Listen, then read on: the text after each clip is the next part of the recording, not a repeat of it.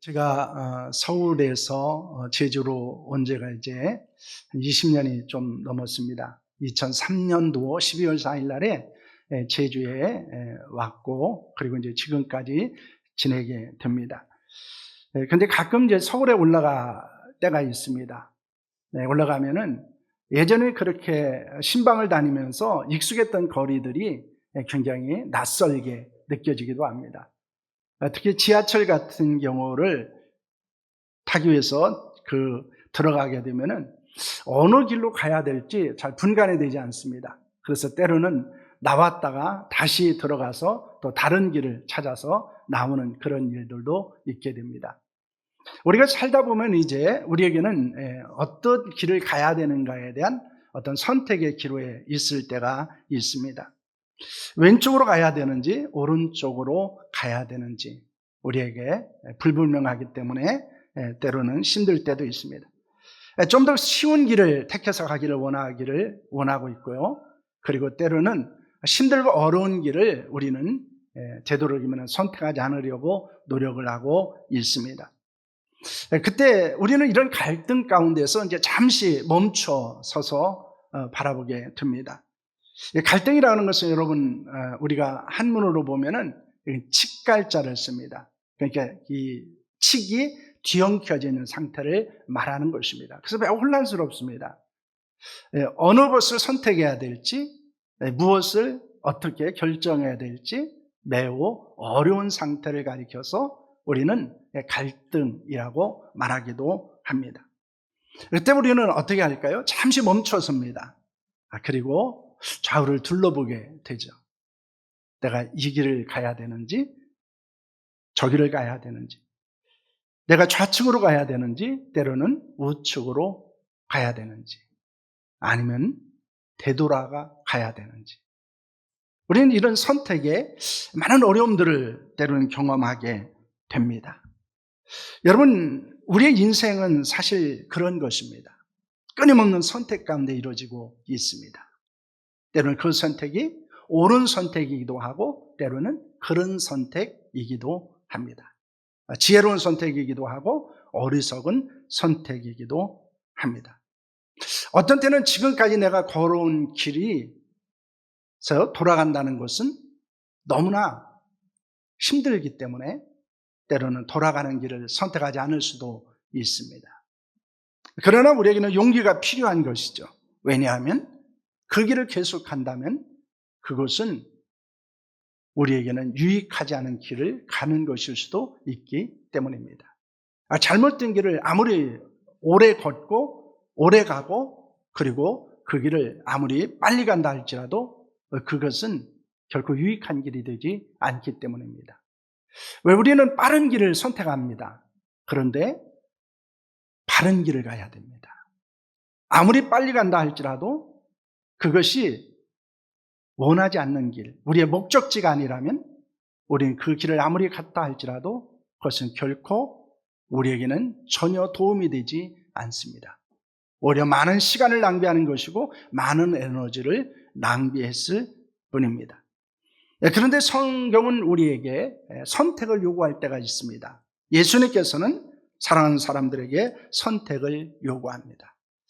마태복음 17장 13절 14절 말씀 이렇게 말합니다. 좁은 문으로 들어가라. 멸망으로 인도하는 문은 크고 그 길이 넓어 그리로 들어가는 자가 많고 생명으로 인도하는 문은 좁고 길이 협착하여 찾는 자가 적음이라 라는 말씀을 합니다.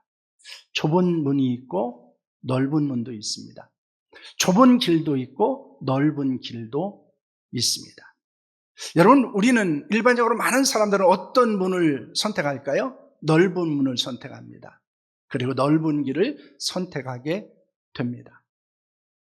그것이 행복이라고 느끼기도 하고 또 많은 사람들이 그런 길을 걸어가기 때문에 나도 그 길을 걸어가는 것을 원하고 있습니다. 그런데 이 좁은 문이나 넓은 문, 좁은 길이나 넓은 길, 특별히 우리에게는 이 넓은 문, 넓은 길이 멸망의 길과 멸망의 문일 수 있다는 것입니다. 그러므로 예수님께서 우리에게 무엇을 말씀하고 있습니까? 좁은 문, 좁은 길을 선택할 것을 말씀하는 것입니다. 그것이 생명의 길이요, 그것이 행복의 길이기 때문입니다.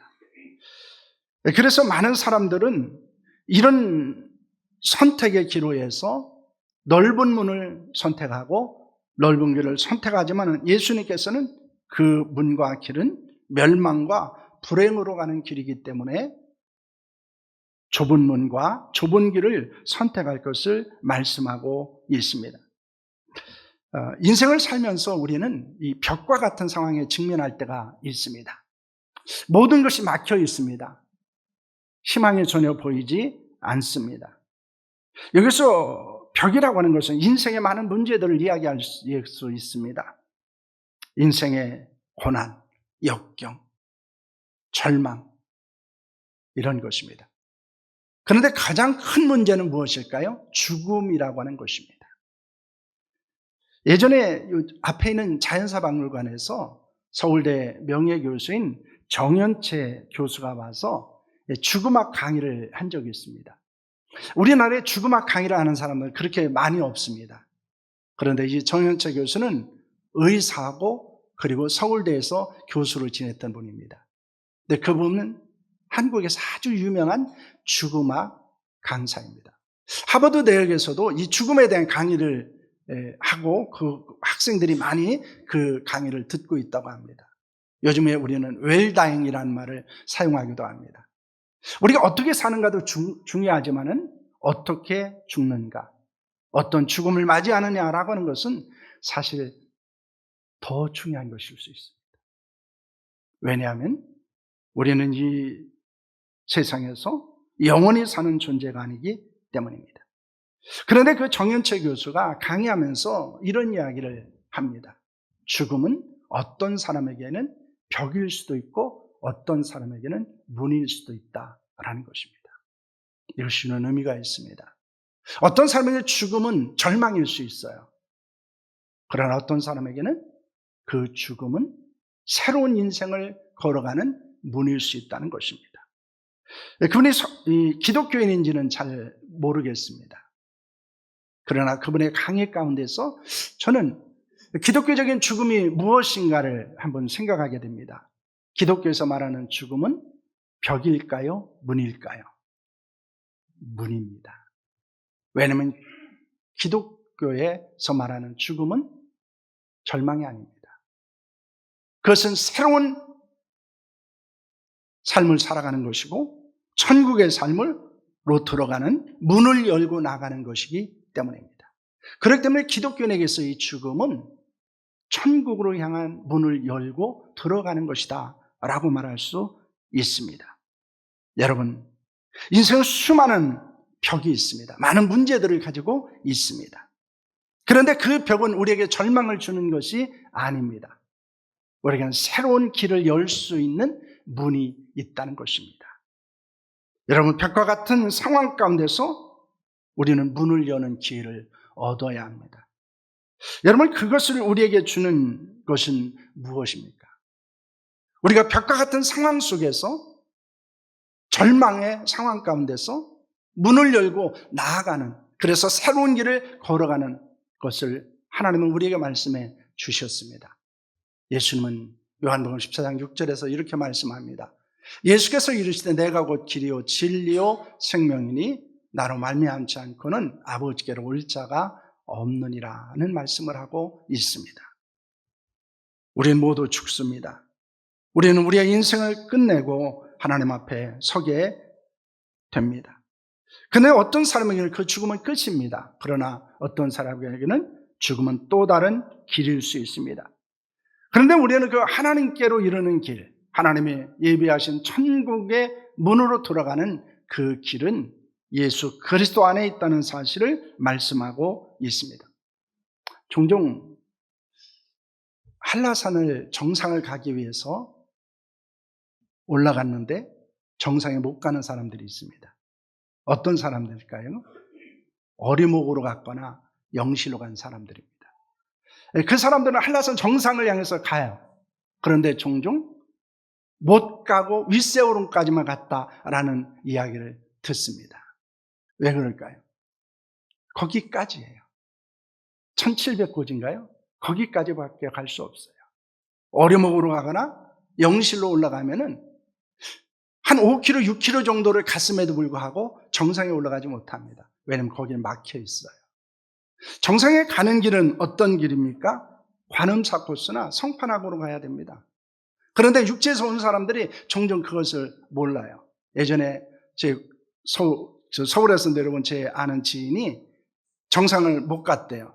왜 그러냐니까 영실로 올라갔다는 거예요. 그래서 물어보지 그랬냐고. 정상을 가려면 거기로 가면 안 된다고. 근데 몰란 거예요. 그냥 코스 있어서 그냥 그리로 올라가면은 정상에 가는 줄 아는 거예요. 여러분, 우리가 기억해야 되는 것이 있습니다. 하나님께로 가는 길, 천국에 가는 길은 그런데 한라산 가는 길하고 달라요. 관음사라도 올라갈 수도 있고 성판악으로 올라갈 수 있는 여러 개의 길 중에 하나가 아니라는 것입니다. 천국에 가는 길, 하나님께 가는 길은 오직 하나입니다. 그래서 그것을 유일한 길이라고 말합니다. 예수 그리스도를 통하지 아니하고는, 예수 그리스도로 말미암지 않고는 그 누구도 구원을 얻을 수 없습니다. 또한 예수님은 진리이십니다. 우리를 진리 가운데 인도하십니다. 그래서 우리를 진리 안에서 자유케 하시는 분입니다. 또한 예수님은 생명의 길입니다. 예수님이 아니고는 영원한 생명을 얻을 수 없다는 것입니다. 하나님께 이르는 유일한 길, 진리의 길, 생명의 길, 바로 그것은 예수 그리스도로만 가능하다는 것입니다. 그런데 우리는 그 길을 가기 위해서는 어떻게 해야 되는가라는 것입니다. 이 예수님을 통해서 우리에게 하나님께 가는 길, 천국에 가는 길을 열어주셨는데 우리가 무엇을 이해해야 되는가라는 거예요. 요한복음 3장 16절입니다. 우리 이 성경을 한번 읽겠습니다. 시작. 하나님의 세상을 이처럼 사랑하사 독생자를 주셨으니 이는 그를 믿는 자마다 멸망하지 않고 영생을 얻게 하려 하심이라는 말씀을 합니다.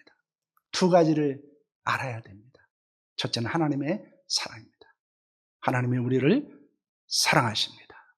어떻게 사랑하십니까? 독생자 예수 그리스도를 주시기까지 사랑하십니다. 가장 소중한 아들, 그 무엇과도 바꿀 수 없는 아들을 주시기까지 우리를 사랑하셨습니다. 뿐만 아니라 예수님은 우리를 위해서 죽으셨습니다.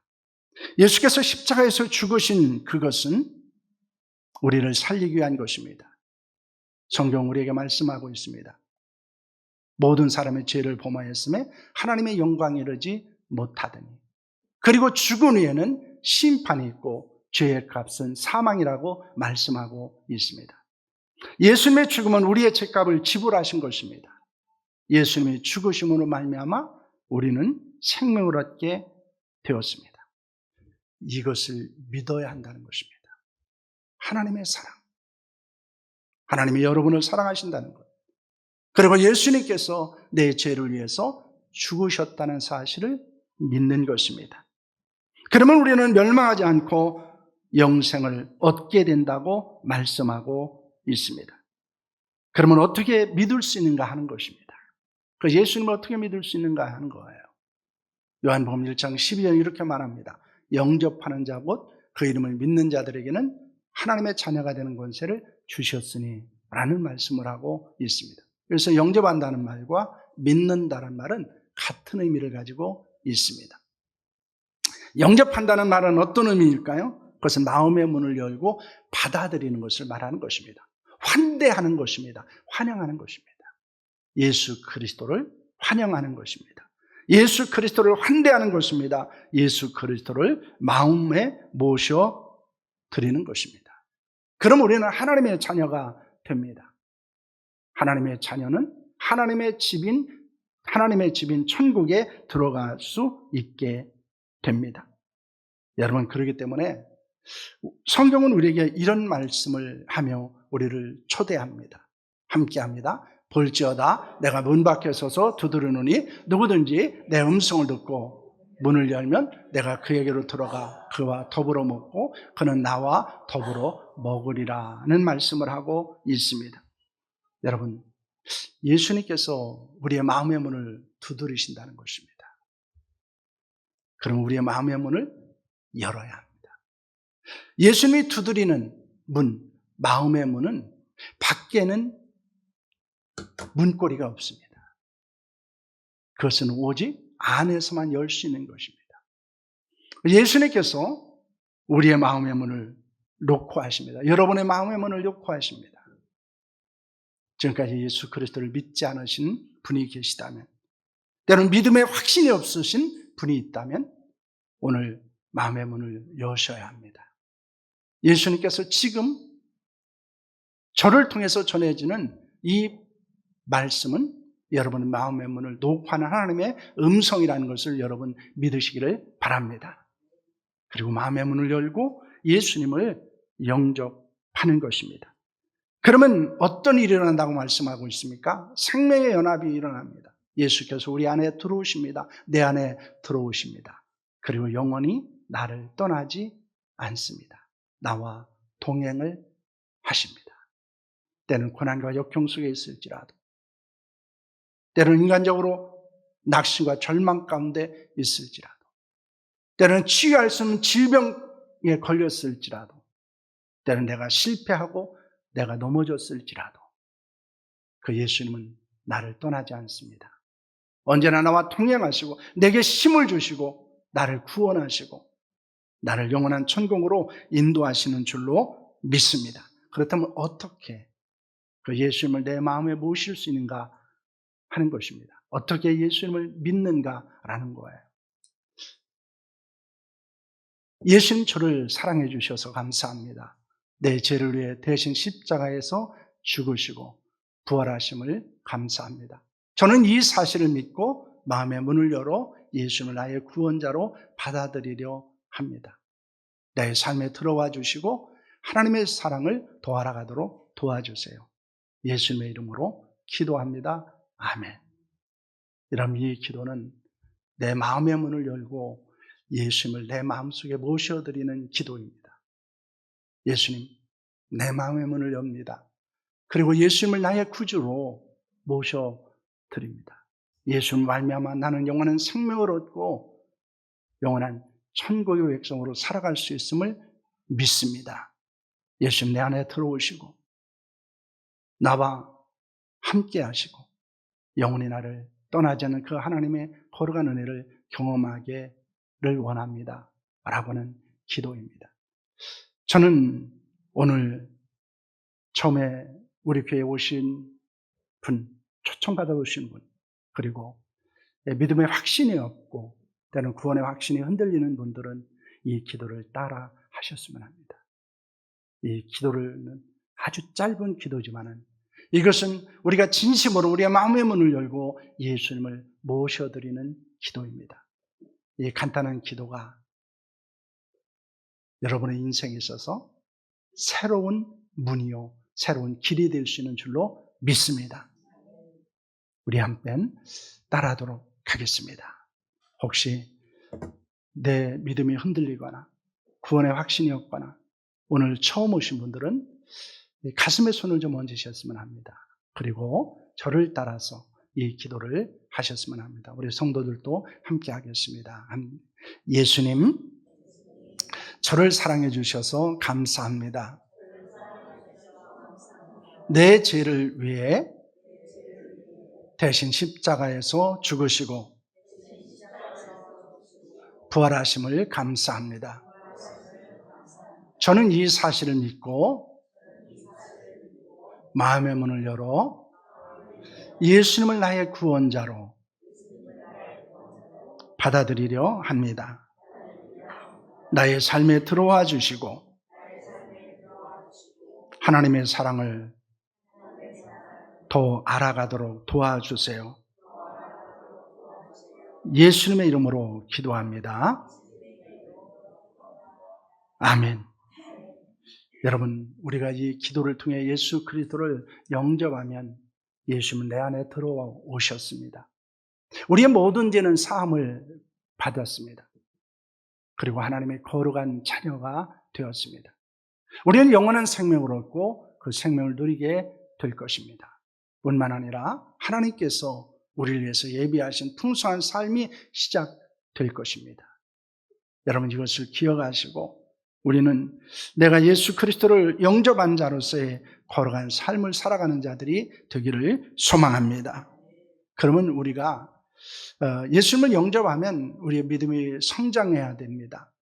그러기 위해서 우리가 해야 될 것들이 있습니다. 첫째는 하나님께 기도하는 것입니다. 기도는 하나님과의 대화입니다.